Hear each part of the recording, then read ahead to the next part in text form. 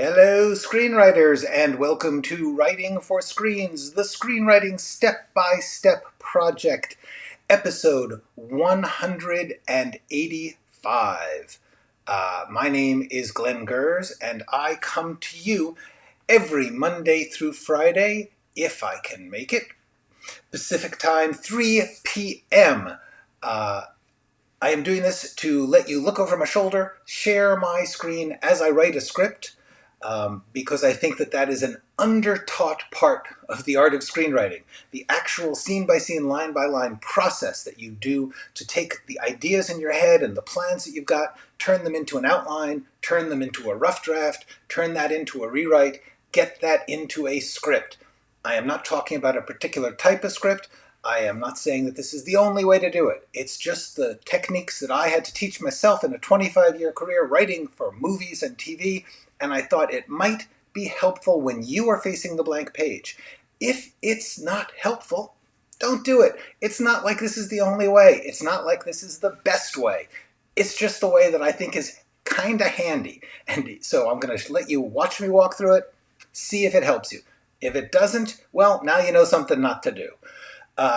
For those of you who want to get a better idea of what I think screenwriting is all about, please take a look at my channel. This is a quick screen grab of some of the important playlists: Screenwriting Essentials, Screenwriting Tools, Skills, and Craft, and the process, being a writer. If you take a look at those videos, they're about 10 minutes each, and each one is a lesson on a specific part of the art or the craft. I tried to get that down to the most practical tips that might be useful to you. See if they help. Hello, Gene. Hello, Thumper. Hello, Mike. Good afternoon to you too. So we are nearing the end of this pass, this draft of the rewrite.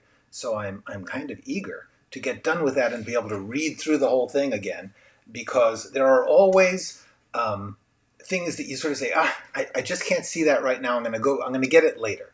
At least that's how I work. I go through it, I get what I can, and then I come back around again, and I go through it again. Every time you go through it, you get a little something else. And after a while, it's pretty good.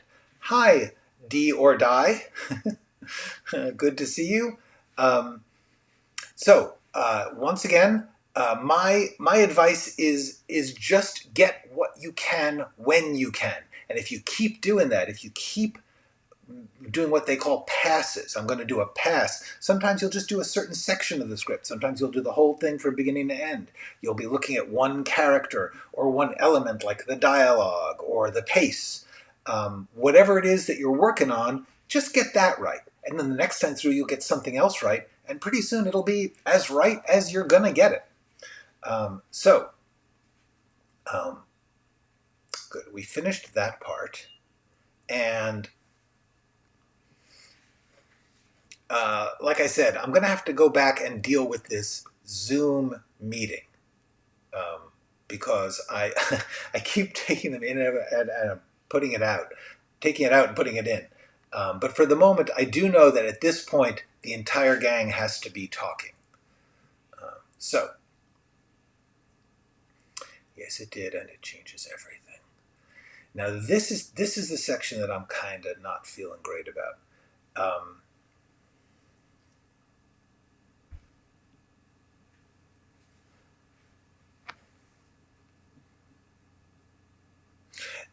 This just seems like an excess bit of argument.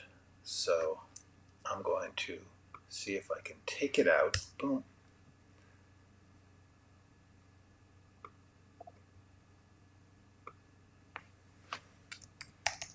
Are we serious? Seriously not going to tell the police? Are we seriously not going to tell the police? Hello, Larry. Are you serious? Wait. Are we seriously not going to tell the police? Game on. Yes, it changes everything. What I'm thinking is, are we seriously? Oh yeah, script format. That's a goodie. A good that is practical advice, if you ask me. Um,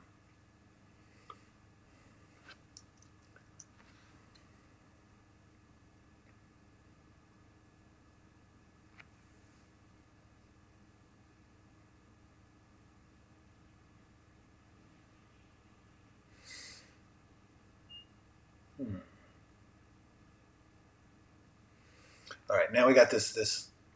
I'm going to look here in this section. There's just a lot of words. Considering I want this to move fast. I mean, we're like intercutting the conversation and him. So I as much as I like this, I'm going to see if there's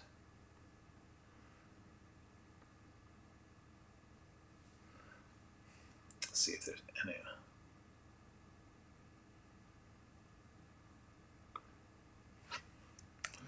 If there's anything I can do.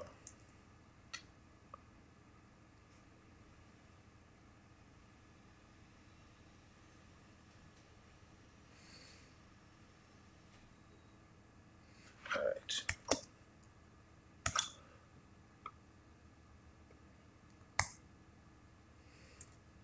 Well, do I need to physically? Do I even need to describe him? No. Because I described him before.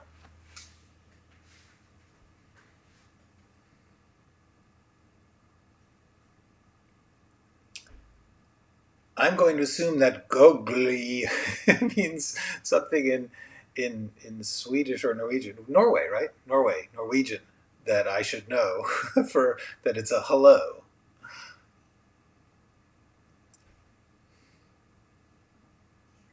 Unlocks a touristy street of old clapboard and brick-fronted shops. He unlocks the door to the soap shop.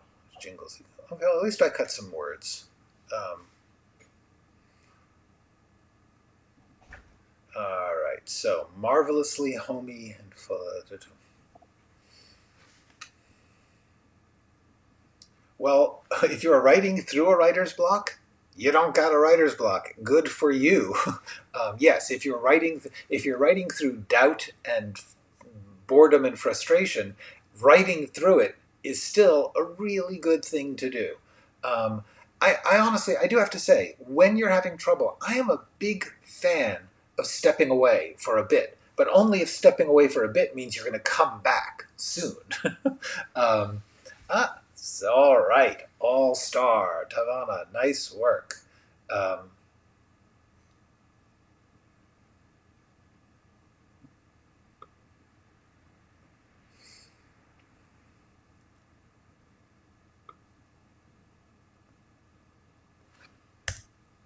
all right, I'm just cutting words.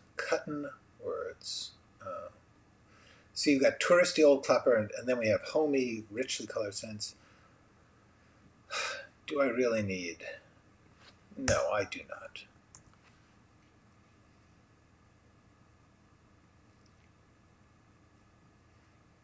Okay, well at least we cut some.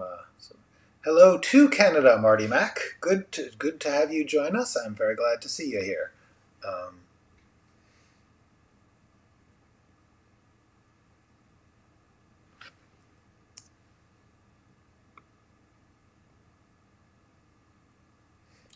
the cash register. It's like I don't need to get every.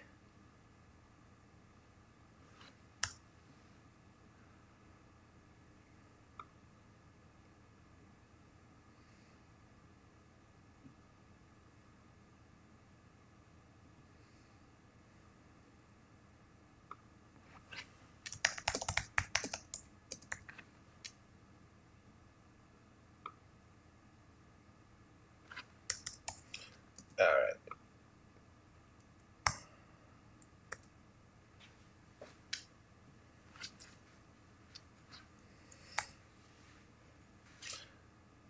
All right. This is three words. Folk, like either it's acoustic or it's folk. You know what I mean? There we go.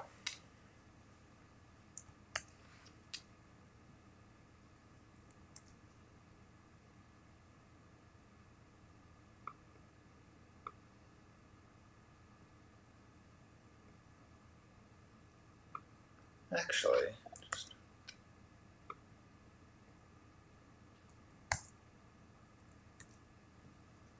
there we go. Okay.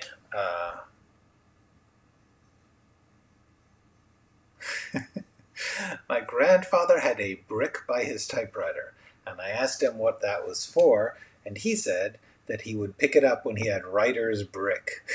That's good for grandpa. That's cool. Was your grandfather a writer? That's pretty great. Stepped away from the scenes I had the block on and wrote other scenes. That is the secret. You do not have to write in order. You do not have to go, I can't go forward until I get this scene. Sometimes you got something that's not working. Go somewhere else. When you come back to it later, maybe it won't. It'll be clear. But in the meantime, everything else you can work on. Tavana has shown us the way, a simple trick that can solve a lot of writing problems. Step away from the scenes you have the block on and write the other scenes, which will pour out of your fingers. All right.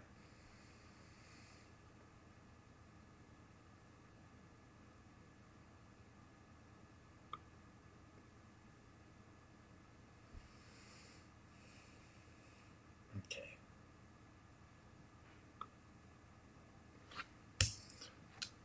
There we go. Okay, now we got just a few less words.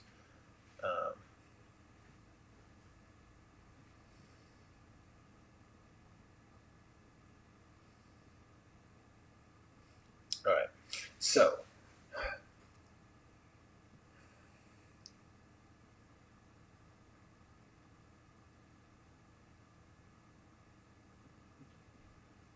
one of the things I'm thinking of is,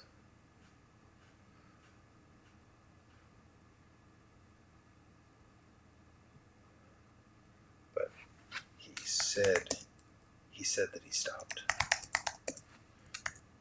Well, I don't think he's getting a pension, but he said that he stopped.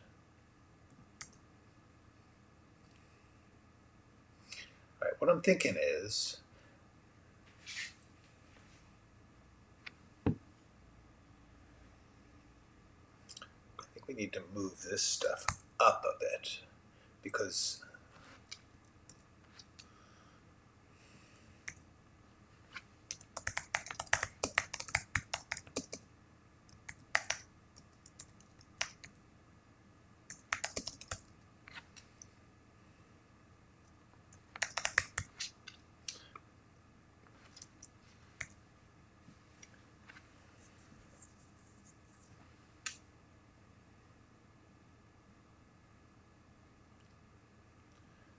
okay, so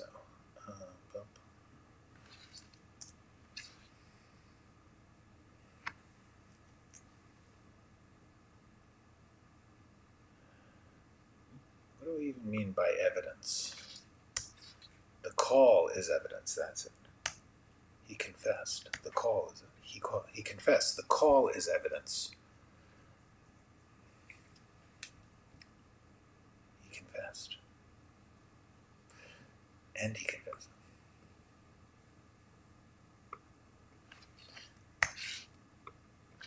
I'm just trying to tighten this up. Okay, so I don't think. But he said that he stopped.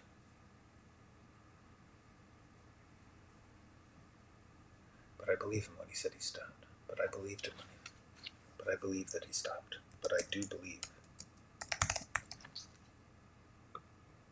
that he stopped.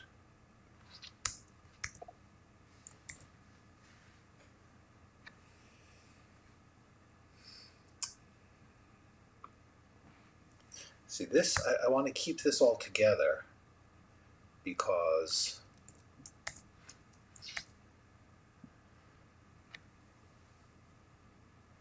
there we go. So we're raising the question: who is this guy? What are we going to do about the idea of a serial killer who says, "I haven't serial killed in decades"? I do believe he stopped. That he stopped. But I do believe.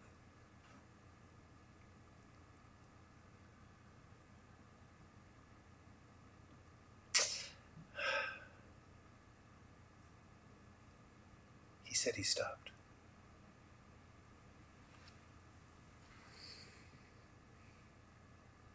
I don't know. I think his joke may not be. I do believe that he stopped.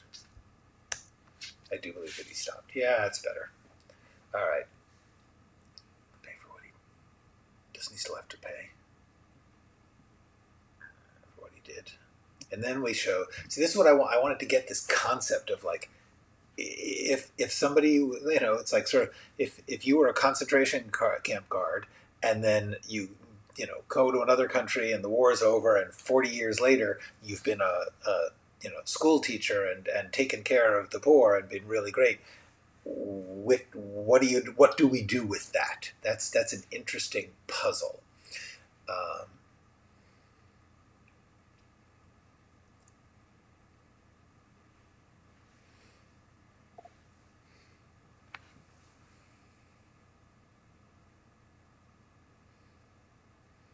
Yeah, this one. Boom. There we go.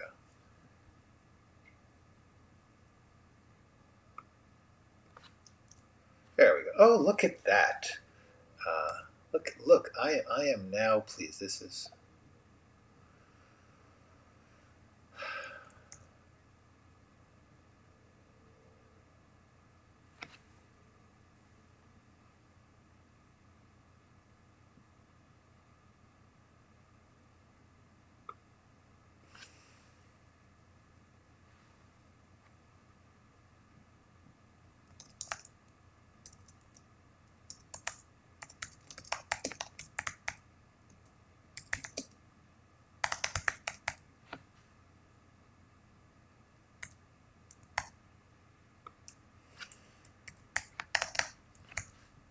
antique.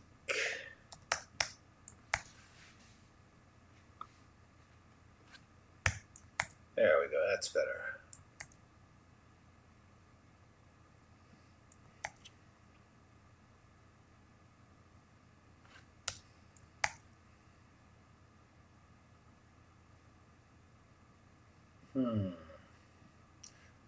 Okay. Oh, look, you guys have been... I'm sorry. I've been off in my own little world. Speaking of, let's sort of your dramatic action information. I am so glad. Yay! I got the gold. That's great. Thank you so much. I have to say, I find it helpful. That's all I can say is I'm just trying to, like, honestly, for decades as I was working, when I stumbled on some trick, like, oh, I can make this shorter and it has more of an impact, or I can get this action, I always wanted to like turn to like the invisible world and say, look, isn't that cool? And so that's what I am doing here. Grab the tax reform books, genealogy, how-to books and family. Wow. Okay, that's cool. I never thought I'd be excited watching a live of someone. I know. I never would have either. Hi, Natasha. Good to see ya. This is 2 more typewriters. 48. Wow. And they're all functional? They're all working typewriters? Because I have to say, I even like them just as decorative items. Working on my game engine. That is cool. I wish I knew how to make game engines. I deeply regret that a lot of technology showed up late in my life so that I could not get in on the fun of working with it, because gaming and graphic novels, I know Tavana's doing a graphic novel, podcasts, radio dramas, these are cool things. When I was a teenager, it was actually close enough to the old radio days that radio drama was accessible to my mind. And because I could not make movies, I could only make silent movies. There was no technology to sync sound for home movies. I actually made radio plays on a cassette tape recorder with a sound effects record. Anyway, like, what could I do if I was a teenager now? All right. By evidence. What do you mean by evidence?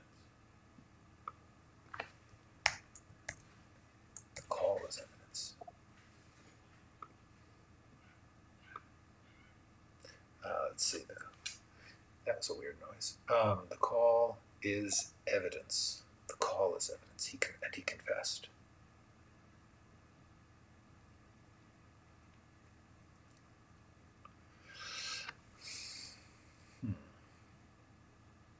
All right. Sometimes there's like too many steps, because what I want to get to is this. Xena says we can find him. That's who we are. That's who we. And then Madeline says just because we can doesn't mean we should. Dondowski says we should. Xena says we can. And McLean says, and he knows that. This is one of my favorite sets of dialogue in this rough draft. Is this because each one is like adding a step of the logic, which is going to put them to, oh crap. All right, hold on, because Natasha's got a question. Oh, by the way, sorry, before I do the question, hello, Rachel.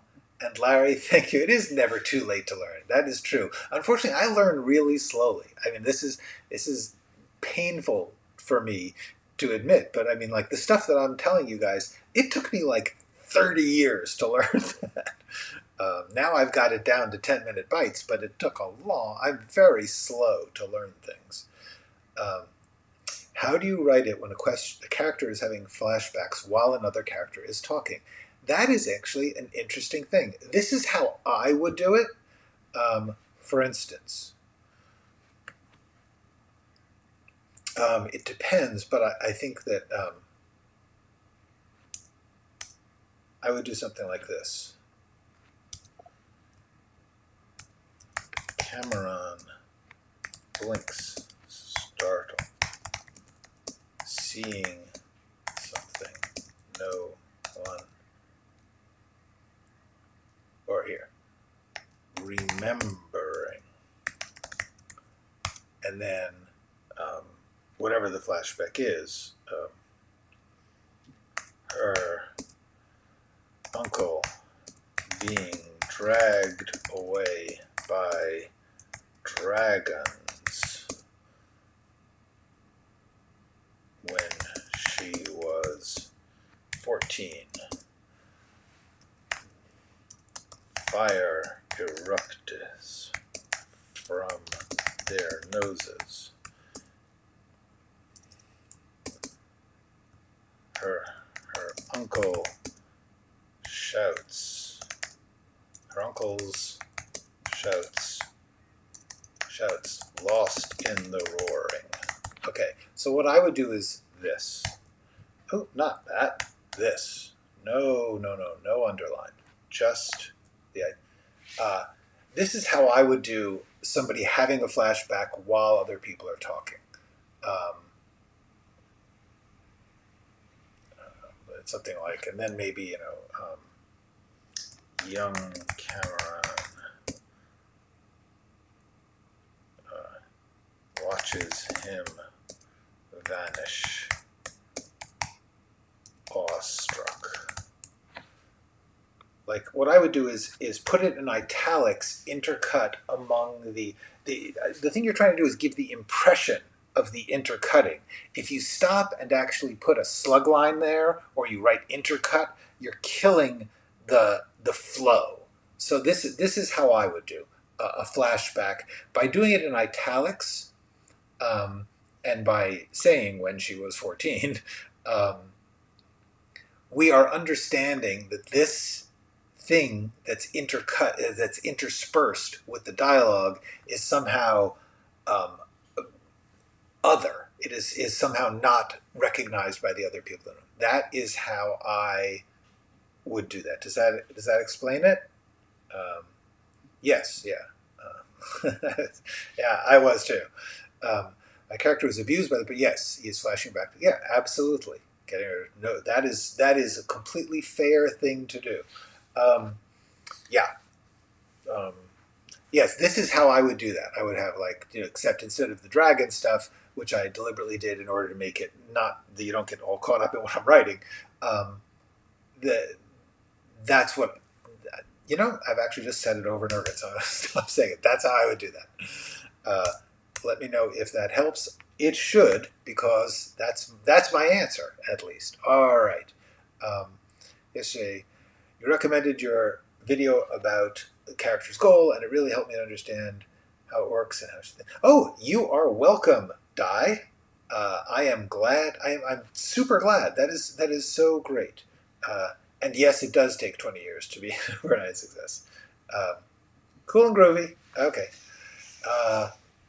Also, by the way, these things that I'm showing you, they're just how I figured it out. It's not like there's a rule or a correct way. So if you read another script, or if you think of it differently and you want to do it a different way, you should do it however you think of. I'm just showing you what I think, what I like to do, in having run into that problem during the course of my career and thinking, how can I get this to flow into a dialogue scene? All right.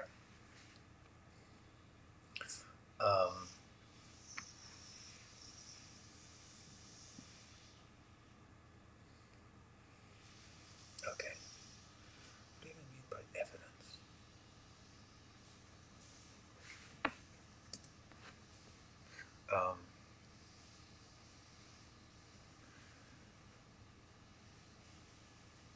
There's things we can do.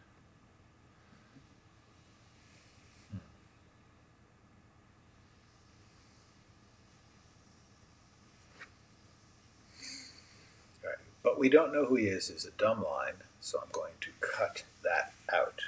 Question is, all right, what do you even mean by evidence? See, what I'm trying to get here is that she's saying, oh, Tish Tosh, we don't need to go to the police, because she doesn't want to go to the police because she wants to make the arrest herself.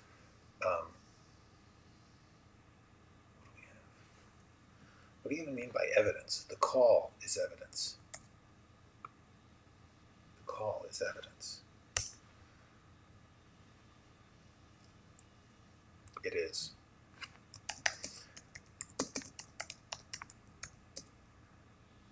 There's ways.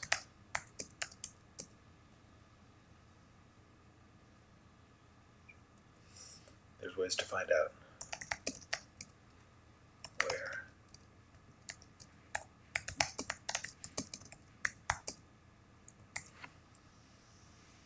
The call is evidence. It is.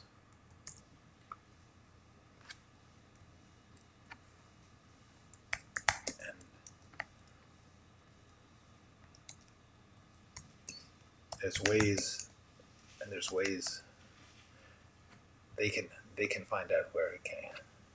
They can find out where it came from. Open up new leads. Open up new leads. Oh, this is good. All right. So, no.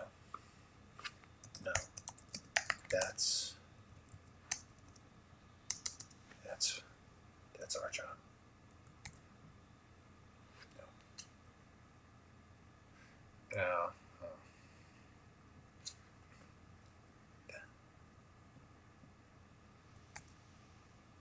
No.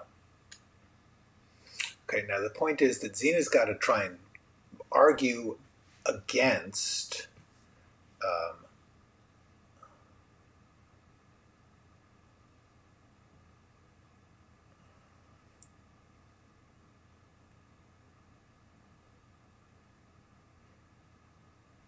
she's got to argue against going to the police, but pursuing it on their own.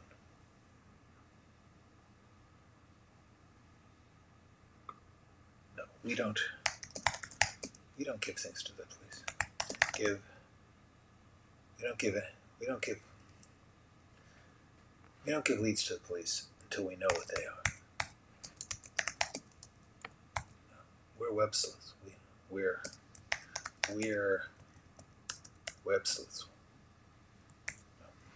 No, we don't give leads to the police.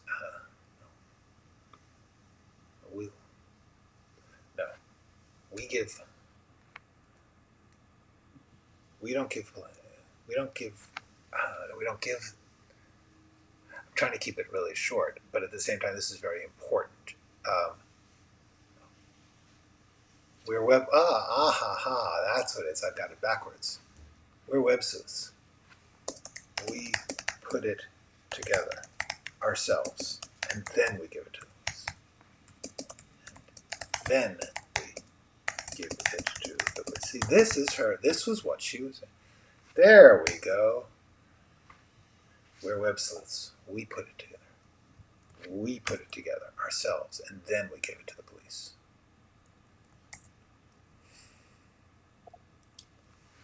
But just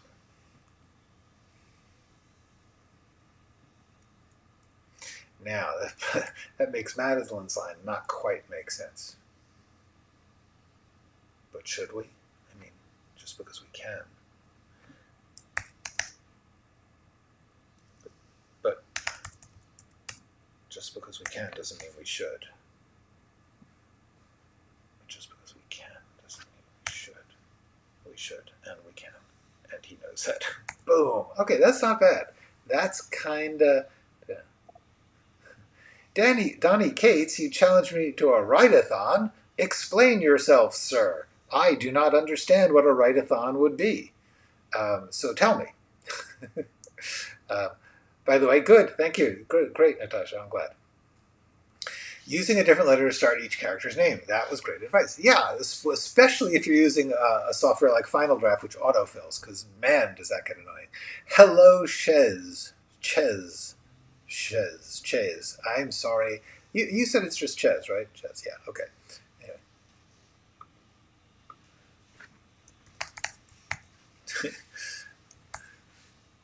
Yeah, this is good.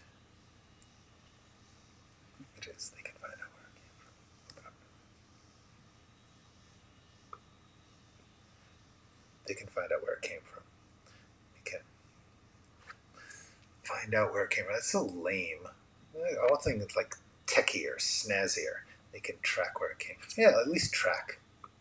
At least track. That's a more exciting verb. All right. Oh, this is getting better. What do you even mean by evidence? The call is evidence. It is. It can track where it came from. Open up new leads. No. We're web sleuths. We put it together ourselves, and then we give it. We solve it.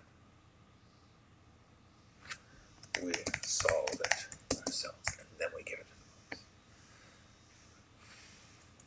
I mean, should we? Just, but is that? He trusted us. He trusted us. He trusted me. But he trusted me just because we can doesn't mean we should. There we go. But he trusted. But he trusted me. But he trusted me. Just because we can doesn't mean we should. But he should. And we can. And he knows it. Wait, what?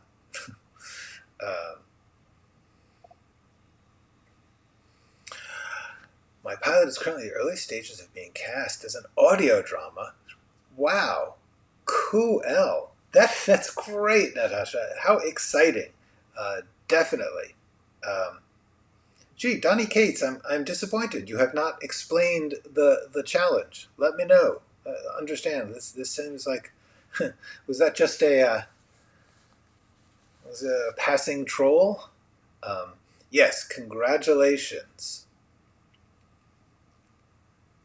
I figure this is okay until or if. Yeah, of course. Yeah. You got it. You never wait for them. If they, it can only help. When you eventually talk to the agent, you'll say, "Oh, by the way, this thing is already going." They'll be like, "Oh my gosh, she is already going. I want to get on that bandwagon." Agents do not want to find somebody who nobody else likes. They want to find people that other people are already getting on, and then say, "Oh no, mine." Okay. All right. So.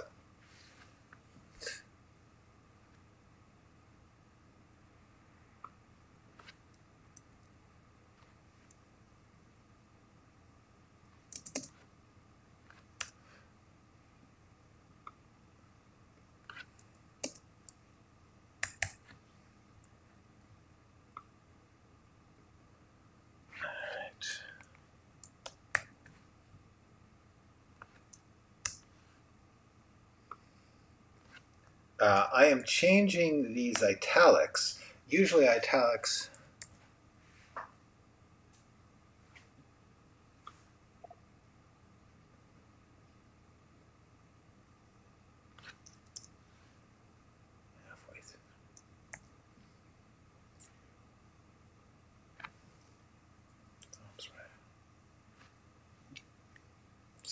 stops writing.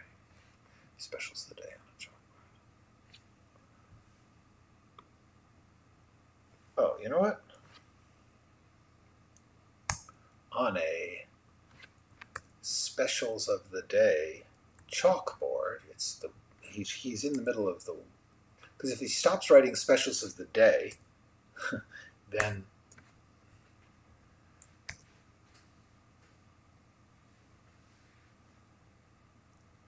okay, that way I can do this. They are going to come after him.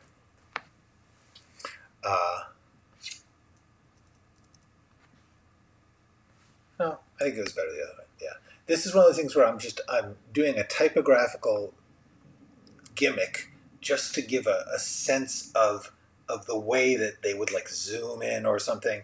This is what instead of telling somebody how to direct it, you just on the page give them the feeling of a beat, a bump, a shift.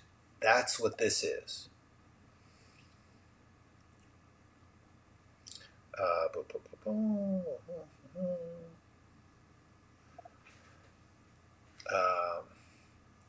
Casting my short film soon. Great, quite dialogue heavy. You know, I'm a fan of dialogue heavy, especially with shorts.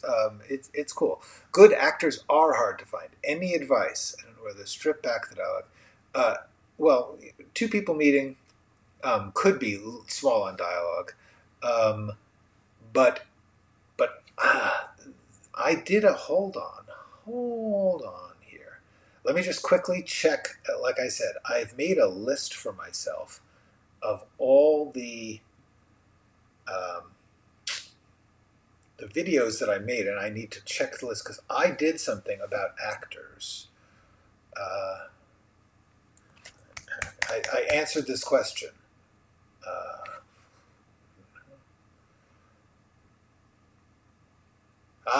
Okay. There is a screenwriting AMA here. Hang on. Boom. Boom.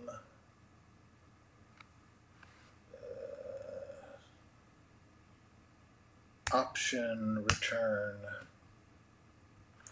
Option return. I am just doing a little formatting here so that I can show ya. Okay. Boom.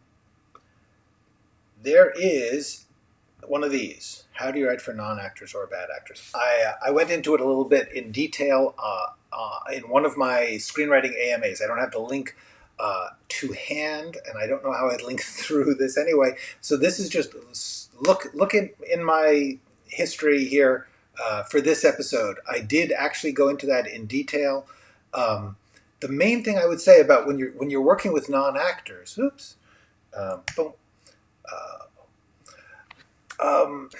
The thing about working with non-actors is you got to try and give them lines that are sort of actor-proof. In other words, and this is actually good writing no matter what, because good actors will make them great, but bad actors will still naturally say the line the right way if the line has a very clear action. In other words, if the point of the line is evident in the action of the line, then, as long as you don't make it hard to say, when they say it, even a non-actor, it will play. It's a really cool thing. This is a great thing to learn. You guys should work on this. Try and work with some people on stage, because the main thing that you'll find, and I mean, I'm talking now about great actors, and I've had great actors say my lines, and they never say it like you think they will. Never. So the most important thing you need to do is think, how do I make sure that this line flows and hits the way I want to by its content, not by its style? Even a line just like "no thanks" can be played a lot of different ways, but the action can be, if it's disappointing to the person who's hearing "no thanks," then just the line "no thanks," pretty much any way that they say it is going to kill. So really, truly, I have had Anthony Hopkins and Ryan Gosling and Ted Danson, really great actors, say my lines, and the coolest thing, and the thing that they like, is a line where the action and the emotion and the byplay, line to line, is clear, is playable. It doesn't have to be on the nose, it doesn't have to be obvious, but it has to be something where the point of the line is the interaction with the other person. That is the key to good dialogue, which does not in any way mean it has to be straightforward. Um, my dialogue rarely is, but the key to it is a good acting line will be playable by a bad actor. So that's my thing. Um, Also, a few more. The other thing I could say is just get people to read it for you over and over. Not even non-actors, because if you see non-actors playing a scene, you will learn what is working and what's not. A great actor or a talented person will make it better, but it's okay either way. And get anybody to read your stuff out loud. That is the key. If you get non-actors to read your things, it won't work, but you will learn what you need. It's a really exciting part of writing, and people don't understand it. Gene, no, they don't. They believe when Deakins told them that he didn't do it and that that's the reason he called. They understood that he was calling to say, "I did not kill George." That's the key to this moment. Um, Yes, exactly. I am. I am very, very sneaky. Um, the best thing you can do is practice. Is get people to look at your stuff. Just remember, the whole point of doing stuff is when you do it, you learn, and so therefore, trying to skip that step is a problem. It's better to think, I'm going to do 5 films, and therefore, by the 5th one, I'll be getting it stronger. You can't possibly get it right the first time. It's just too hard. But thank you, yes, the verb, Mike, is exactly right. The verb, what is the verb for the scene, for the line, for the character? What are they trying to do? It's the game. Okay. I'd like to ask you, how many pages do you write per day? My answer is, everyone will be different about this. I don't do pages per day. I do as much as I feel I can do. Like, my brain works as long as it can. I'm pretty ADHD, so that honestly I can't go, like, an hour is a lot for me. Then I can take a break and then I can do another hour. But honestly, 3 or 4 hours a day is a lot of intense work. I actually have a friend, a writer friend, who has COVID, long COVID, and it's very difficult. And he said what's shocking for him is when he tries to write, he gets physically exhausted. Just sitting there trying to write, the amount of energy that your brain and your body uses when you are doing what I am doing right now is remarkable. Like, they have done like scans of people's brains while they're writing, and your brain heats up. So what I would say is, I personally, if I can do whatever I get done in 3 or 4 hours, that's a big day for me. That's a good day. Then maybe a couple hours, and remember, I'm a full-time writer. I have 3 or 4 hours to do that in. But there are days when all I do is an hour, or all I do is a page, or all I do is a sentence. Honestly, there are times when all I have written has been a sentence or two, and that's it. As long as you're making progress, you'll be fine. I don't personally need to. I don't find it helps me to over track it. Oh, I have to get 12 pages. I mean, unless if I'm on an assignment and I need to hand in a script on a certain day, then I start saying, well, I better move ahead. But truthfully, some days I'll do 4 pages, and some days I'll do 10, and some days I'll do 1. You just don't know. Yeah, the main thing is storyboard. The other thing is have people try it out for you, and then go back and play with it, and then try it out. That's the key.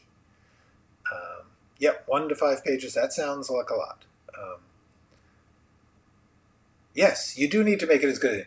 The main thing is work on the things that you know you can get good. good clear shots of people that are not too fancy and let the moment play. That can be really good. Um, Yep. Yeah. Grab your phone. It really helps. If you have your friends reading a scene, grab your phone and film it. There's something about watching it played back that lets you understand it differently. So I would definitely. There's a get your script. No, I don't have it. I did a video called "Get Your Script on a Screen," um, and you should check that. Uh, okay. So let's see. I just want to see where we are.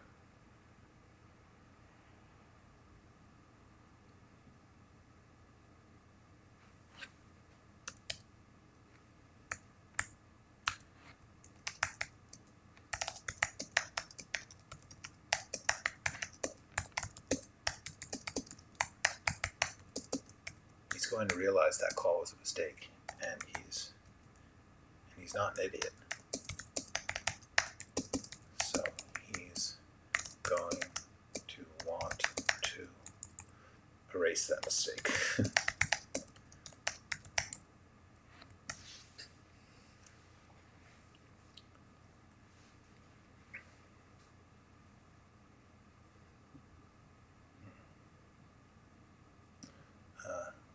Well, I kind of just said that.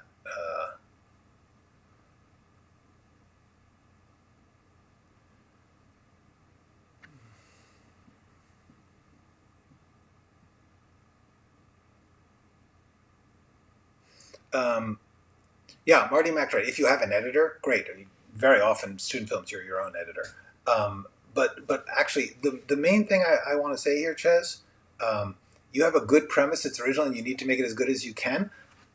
Think of the student film, your first film, as a workshop. Like when they do a play and it's going to go to Broadway, they don't just put it on Broadway. They do workshops. They do.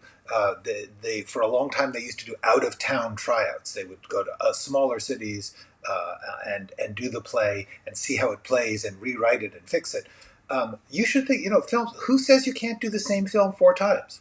You know, you'd be surprised. You learn a lot. Or do it now, do another couple, and then come back and remake it, reboot it, do a remake. No one has to see your student film except the people in that class when it's done, and then you can learn from that, and then move on, and then do some other ones, and then if your idea is really good, do it again. That's fine. Nobody, there's no reason why not. Um, Check out some great dialogue in the film Disfigured. Thank you, Gene. I agree. Actually, I will say it can be somewhat controversial because I deliberately, in order to give it a certain feeling of authenticity, the camera work in Disfigured is often iffy, to say the least. It's a little out of focus sometimes and things. However, the basic thinking behind how Disfigured was made, I believe, is useful to look at in terms of just how to tell a story with where people are talking. Because the name of the production company for Disfigured was Dialogue Heavy Pictures. Okay. Okay, and Pedro will look at it. That's very nice. Thank you, Pedro. Okay, so we are getting towards the end of this. I'm going to have to get to this scene. Uh, this is.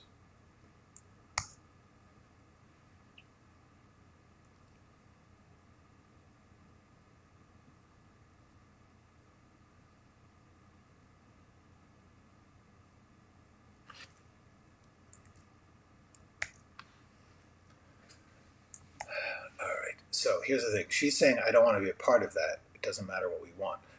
Um,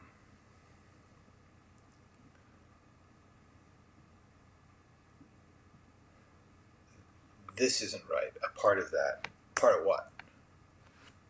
All right. Take that out. All right. Well, so listen. Um, hmm.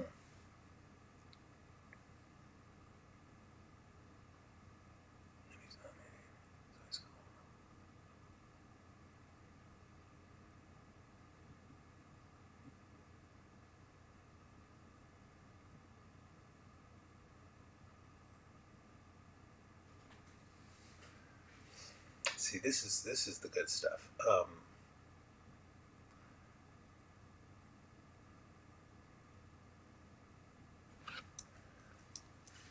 You know what? Somebody has to say, Ted, if we don't go after him, he's going to come after us. That's it.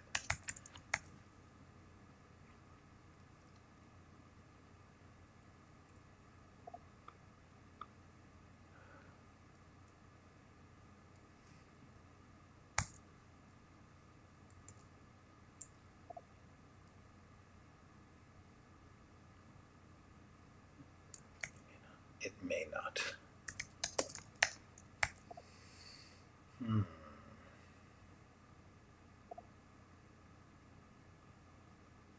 Oh, cool.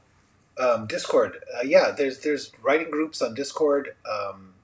People will give you their thoughts on your script. Just do remember, by the way, when you get into writers groups with other writers, everyone's different. So therefore, you'll get good different ideas. But sometimes, especially, you know, writers can get very like, this is the way you have to do it. You have to do it the way I see it.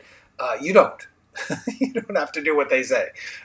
They're it doesn't matter if they are even rich and powerful and famous. You don't have to do what other people say as a writer. The whole point about being an artist is everybody does it differently. You can think about what they have to say and you might learn something from it, and they might solve a problem for you. But just do remember, when you're in a group, just because someone appears more confident or competent or even more successful does not mean that you have to do, or you should always do, what they say. Just take what they say and use what helps you do what you were intending.